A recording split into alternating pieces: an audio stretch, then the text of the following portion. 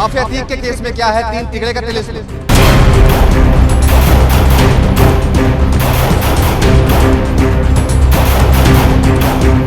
क्या है वो तीन तिगाड़ा जिसने अतीक का खेल बिगाड़ा?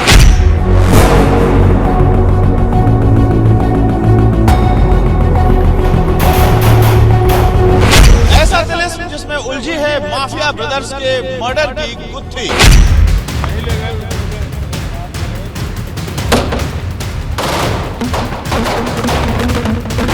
अतीक के क्राइम हेडक्वार्टर में खून के कतरों का रहस्य कैसे खुलेगा?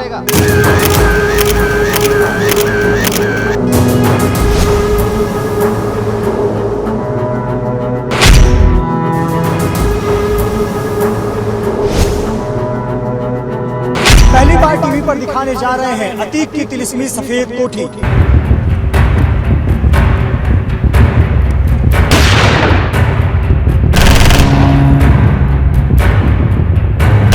आपको बताएंगे बमबाज के घर के बाहर लटकते ताबीज का तिलिस्म।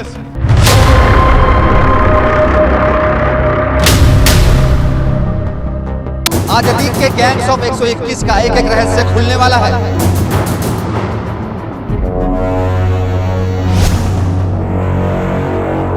नजरें गड़ा कर देखिएगा, आज अतीक के सारे तिलिस्मों से पर्दा उठेगा।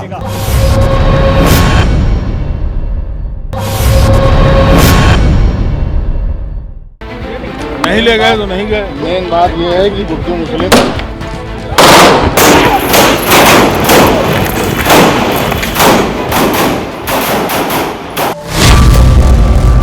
अतीक और अशरफ को गोली मारी गई। कितने शूटर थे? 3। सनी सिंह, लवलेश और अरुण मौर्य। प्रयागराज में सनसनीखेज उमेश पाल हत्याकांड हुआ। कुल कितने लोग मारे गए? 3। उमेश पाल के गनर राघवेंद्र और संदीप। उमेश पाल हत्याकांड अतीक के जो शूटर अब तक ढेर हुए वो भी 3। उस्मान, गुलाम और असद। अतीक खानदान के कितने लोग कब्र में पहुंच चुके हैं? 3। अतीक अहमद, अशरफ अहमद और असद अहमद। अतीक खानदान की लेडी गैंग की तलाश हो रही है। इनकी संख्या भी 3। शाइस्ता परवीन, आयशा नूरी और मंतशा नूरी। माफिया अतीक अहमद का 3 का तिलिस्म क्या है? अतीक अहमद की जिंदगी में 3 अंक क्यों अशुभ रहा? अतीक के जरायम का इतिहास, वर्तमान और भविष्य के 3 के अंक से क्या ताल्लुक है? क्या है वो 3 तिगाड़ा जिसने माफिया अतीक का खेल बिगाड़ा? अतीक को 3 ने मारा, अतीक के 3 मरे, अतीक के 3 फरार। चकिया की गली वाली गुंडई से यूपी के सबसे बड़े माफिया के हाईवे पर पहुंचे अतीक अहमद की जिंदगी में 3 का तिलिस्म बेहद सनसनीखेज है। अतीक की जिंदगी में जब भी 3 का अंक जुड़ा, माफिया के खानदान के लिए बर्बादी की दास्तान लेकर आया। इसलिए माफिया अतीक और 3 के तिलिस्म को तोड़ना जरूरी है, जिसकी शुरुआत होती है 18 साल पहले 2005 से। ये वो दौर था जब अतीक और अशरफ की काली सल्तनत की तूती बोला करती थी। इसी दिन अतीक के शूटर्स ने बीएसपी के विधायक राजूपाल की सरेआम 19 गोलियां मारकर हत्या की, तो 2 और लोग देवीलाल पाल और संदीप यादव भी मारे गए। कुल 3 कत्ल हुए थे और यहीं से अतीक के खानदान पर 3 का ग्रहण लगना शुरू हो गया। राजूपाल हत्याकांड के बाद अतीक की नेतागिरी से लेकर माफियागिरी तक खत्म होती रही। एक दौर में 5 बार का विधायक और 1 बार सांसद रह चुका अतीक फिर कोई चुनाव नहीं जीत पाया। बीएसएलपी विधायक राजूपाल हत्याकांड में 4 गवाह थे, जिसमें उमेश पाल आखिरी गवाह थे।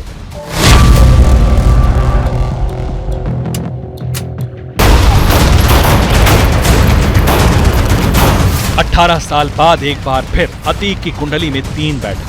प्रयागराज में दिन दहाड़े गोलियां और बम दागकर राजूपाल हत्याकांड के गवाह उमेश पाल का कत्ल कर दिया गया। लेकिन हत्या सिर्फ उमेश पाल की ही नहीं हुई। उमेश पाल के 2 गनर राघवेंद्र सिंह और संदीप भी मारे गए। यानी कुल 3 लोगों की हत्या की गई और इसी 3 ने अतीक को कब्र में पहुंचाने का रास्ता कैसे तैयार कर दिया, ऐसे समझिए। उमेश पाल की हत्या के लिए अतीक ने बेहद फुल प्रूफ प्लानिंग रची थी।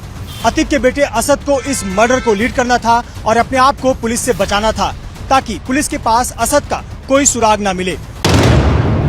प्लानिंग के तहत असद के चेहरे को ढकने के लिए एक मंकी कैप मंगवाई गई थी। अतीक और अशरफ नहीं चाहते थे कि असद का चेहरा सामने आए, लेकिन अतीक के तीसरे नंबर की औलाद ने मंकी कैप कार में ही छोड़ दी और खुले चेहरे से हाथ में तमंचा लिए बाहर उतरा और फिर ताबड़तोड़ फायरिंग शुरू कर दी।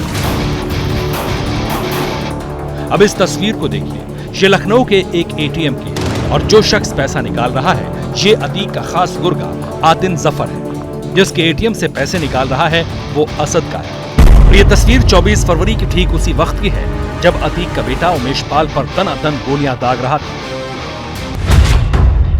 उमेश पाल की हत्या से पहले असद ने अपना मोबाइल फोन और एटीएम कार्ड लखनऊ में छोड़ दिया था।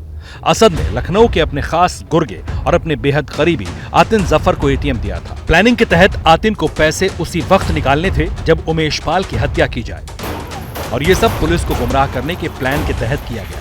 लेकिन धूमनगंज में धाए धाए करता अतीक का बेटा सीसीटीवी कैमरे में कैद हो गया और फिर वही हुआ जिसकी आशंका थी।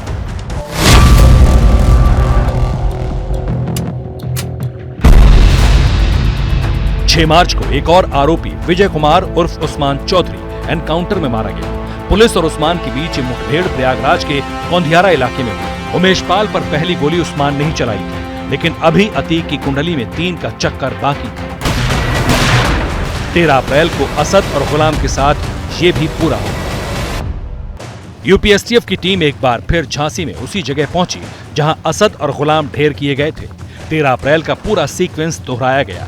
बाइक भगाई गई, गड्ढे में फिसलाई गई, नकली गोलियां चलाई गईं। वैसे असद और गुलाम 14 अप्रैल को ही कब्र में जा चुके थे, लेकिन 15 अप्रैल को एक बार फिर माफिया की कुंडली में 3 ने फाइनल दस्तक दी।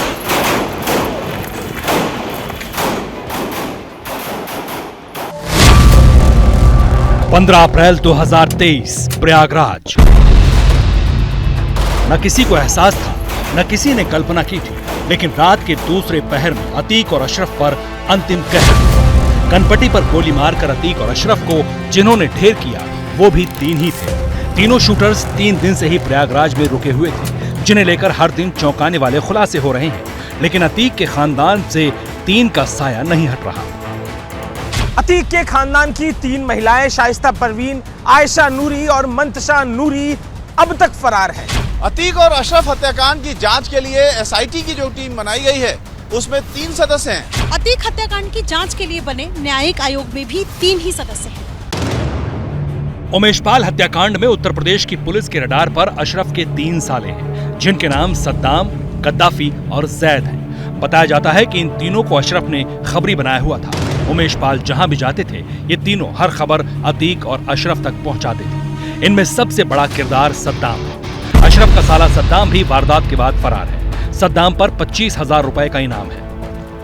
बरेली जेल में अशरफ से अवैध मुलाकात सद्दाम ही कराता था, जिसकी तस्वीरें भी सामने आ चुकी हैं। अशरफ की पत्नी ज़ैनब फातिमा की कुल 4 बहनें और 7 भाई हैं। 5 प्रयागराज में जबकि 2 दुबई में रहते हैं। सद्दाम के भी दुबई फरार होने की खबर है। सूत्रों के मुताबिक अशरफ का साला सद्दाम दुबई फरार हो चुका है। एनकाउंटर के डर से सद्दाम दुबई भाग गया। सद्दाम के पश्चिम बंगाल के किसी एयरपोर्ट से फरार होने का शक है। सद्दाम ही नहीं, पुलिस के लिए शाइस्ता से लेकर ज़ैनब और आयशा से लेकर गुड्डू बम्बाज तक बड़ी चुनौती बने हुए हैं।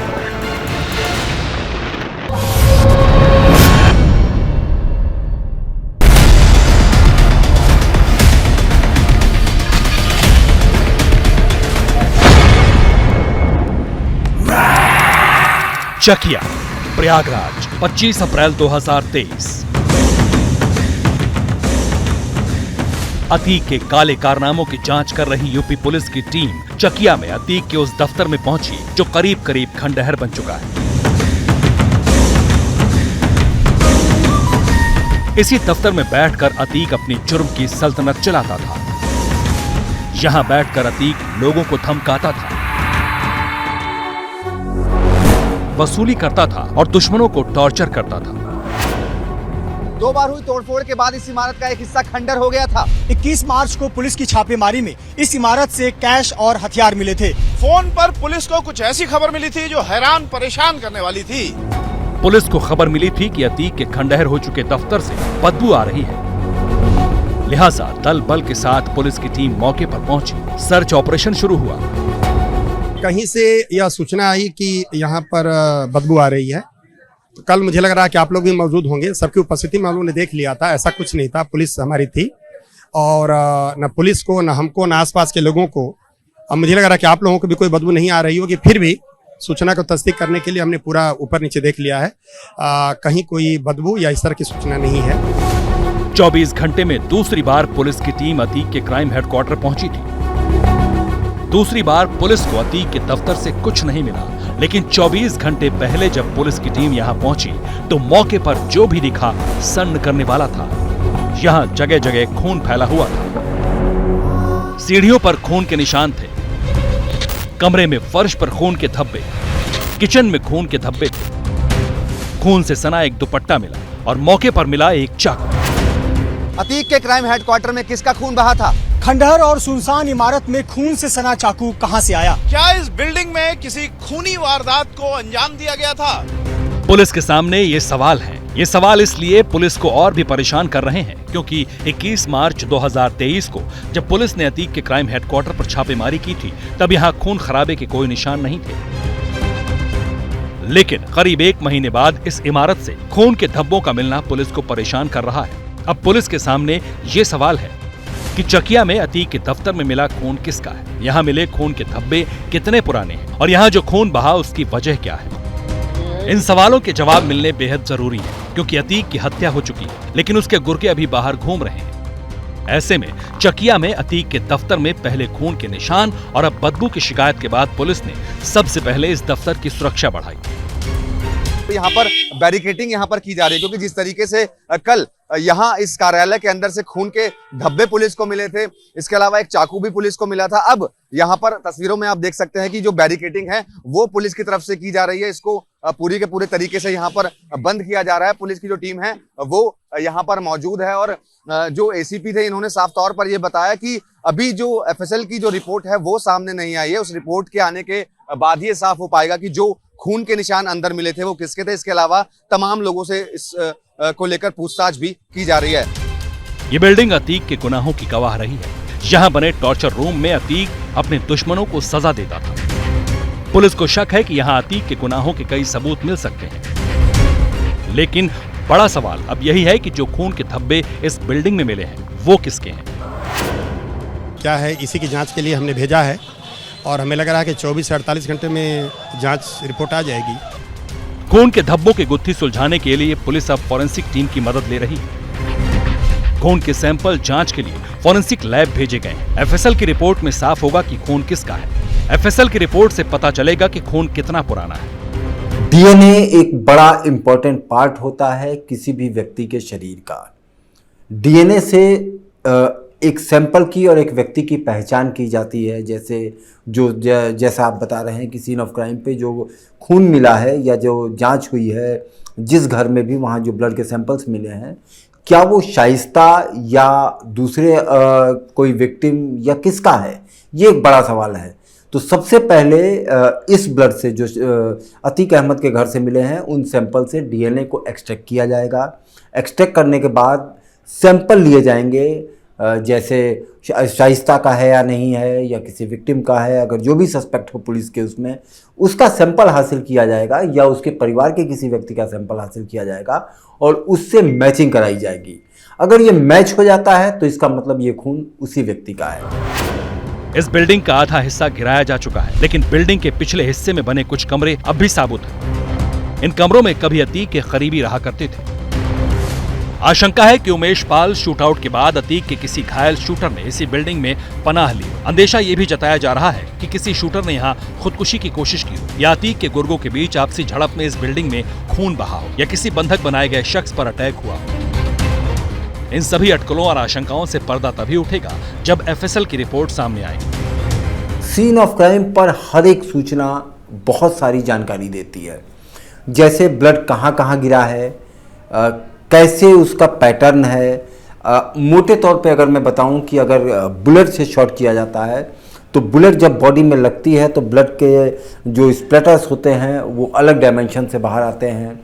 चाकू से मारा जाता है, चाकू मारने वाले की हाइट डिपेंड करती है, ब्लड कैसे गिर रहा है ज़मीन पे। तो ब्लड का सीन ऑफ क्राइम पे जो मौजूदगी है और किस तरीके से उसका प्रेजेंस है, ये उस होने वाले हो चुके क्राइम के बारे में बहुत सारी जानकारियां दे सकता है। मसलन किधर से अटैकर आया होगा, किधर से विक्टिम आया होगा, ब्लड गिरने के बाद वो विक्टिम किधर गया होगा, बहुत सारी सूचनाएं ब्लड स्प्लैटिंग एनालिसिस के जरिए मिलती हैं। फिलहाल पुलिस इस बिल्डिंग के आसपास मौजूद लोगों से पूछताछ कर रही है। पुलिस को उम्मीद है कि पूछताछ और फॉरेंसिक रिपोर्ट के सहारे वो ये रहस्य सुलझा लेगी कि अतीक के क्राइम हेडक्वार्टर में किसका खून बहा था, वो कौन था जिसके खून के धब्बे इस बिल्डिंग में जगह जगह बिखरे हुए थे।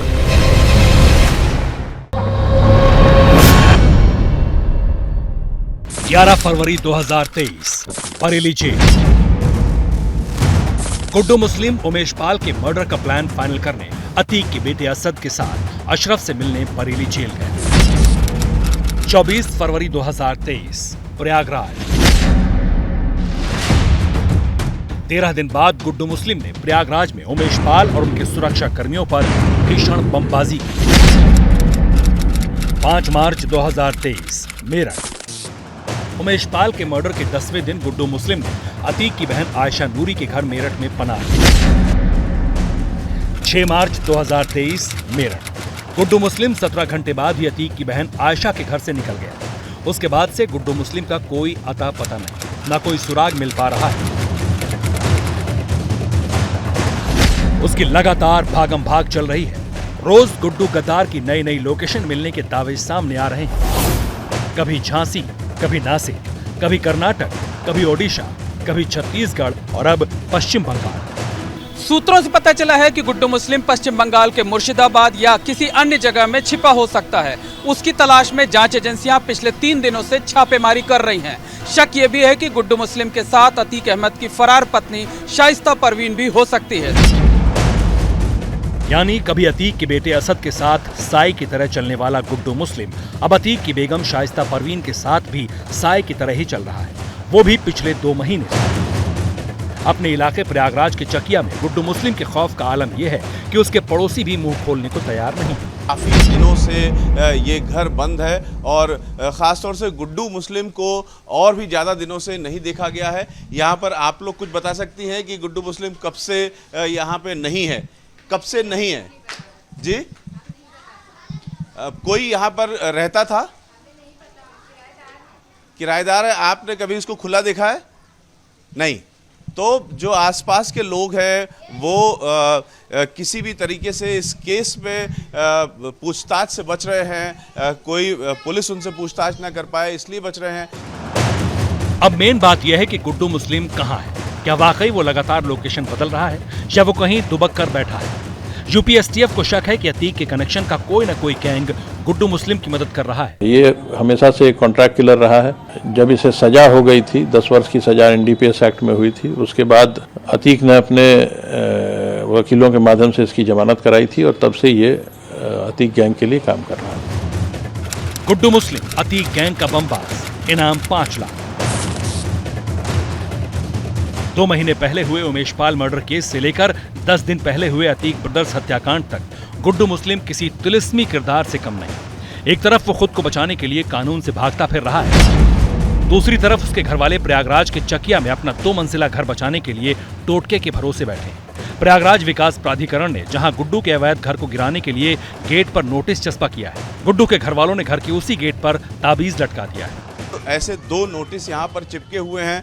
इस आसपास के लोगों ने हमें बताया कि इस घर के ऊपर जो एक पेपर लटक रहा है, उर्दू में लिखा हुआ है, वो दरअसल एक तावीज़ है जो घर को बचाने के लिए लगाई गई है। ये घर बचा रहे इसके लिए गुड्डू मुस्लिम के परिवार ने ये तावीज़ लगा रखी है।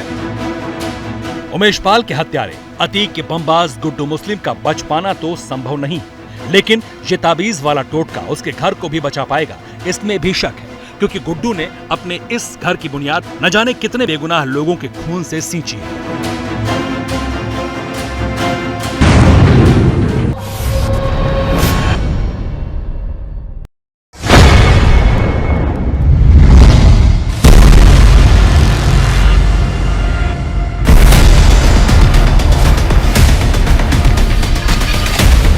प्रयागराज, वो शहर जिसने गलियों में गुंडाई से लेकर माफियाओं का लंबा दौर देखा है।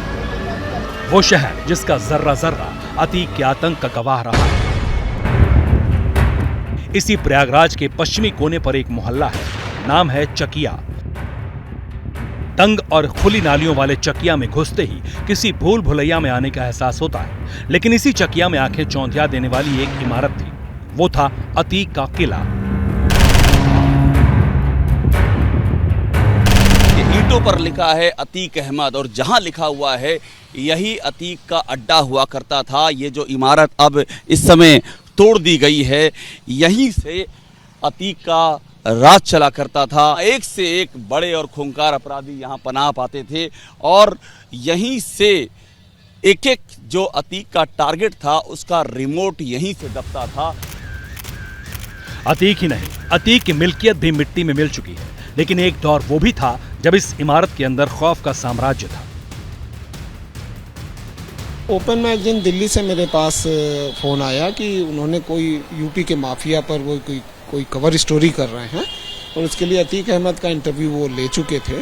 उनकी तस्वीरें मुझे खींच करके भेजना था, तो मैंने उनसे अपॉइंटमेंट लिया अतीक अहमद से। अतीक अहमद ने मुझसे कहा कि देखिए अभी रोज़ा चल रहा है, रमज़ान चल रहा है, तो हम लोग कार्यालय तो नहीं चल रहा है, तो आप मेरे घर पर आ जाइए शाम को 5 बजे। बात 7 साल पुरानी है, 2016 जून का महीना। जिक्र उसी दौर का है। वैसे जिन्हें आपने सुना, सबसे पहले उनका तारुफ जानिए। इनका नाम एसके यादव है। 4.5 दशक से प्रोफेशनल फोटोग्राफर हैं। मौजूदा वक्त में इलाहाबाद यूनिवर्सिटी के सेंटर फॉर मीडिया स्टडीज विभाग में सीनियर फैकल्टी मेंबर हैं। एसके यादव ने एक आम गुंडे से माफिया बनने तक अतीक अहमद के सफर को करीब से देखा है। अब आगे का किस्सा उन्हीं से सुनिए। मैं निर्धारित समय पर 5 बजे उनके घर पहुंचा।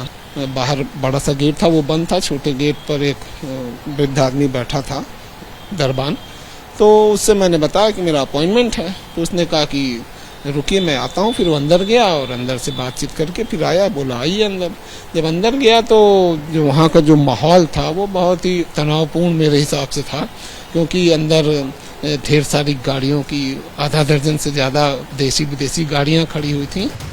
3000 स्क्वायर मीटर में फैली विशाल कोठी, मेन गेट से लेकर अंदर की दालान तक सिक्योरिटी गार्ड और सबसे किनारे शेड में खड़ी देसी विदेशी लग्जरी गाड़ी।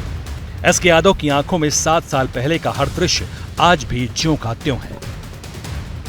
जब उधर बढ़ा तो चौंका देने वाला दृश्य था, और एक फोटो जर्नलिस्ट के लिए वो बहुत एक्सक्लूसिव तस्वीर थी। सामने एक बड़ा सा कमरा था, बहुत बड़ा कमरा, और उसके अंदर बाकायदा वो स्टैंड बना करके दर्जनों बड़े बड़े असलहे कई साइज के कई तरह के रखे हुए थे। मैंने कहा ये तो गजब की तस्वीर है, ये तस्वीर होनी चाहिए। लेकिन वहाँ जिस तरह से उनके कारिंदे टहल रहे थे, एक बहुत ही हट्टा कट्टा व्यक्ति उसके दरवाजे पर बैठा हुआ था, तो जो अतीक का एक खौफ था, भले ही अखबार वालों से वो सहजता से मिलते हों, लेकिन मुझे लगा कि अगर ये तस्वीर खींचूंगा तो जो मुख्य उद्देश्य है मेरा वो हट जाएगा, तो खौफ के कारण वो तस्वीर मैंने नहीं खींची। अतीक के बारे में एसके यादव ने एक और रोचक किस्सा बताया। मैं इनकी कुछ पर्सनैलिटी तस्वीरें खींची।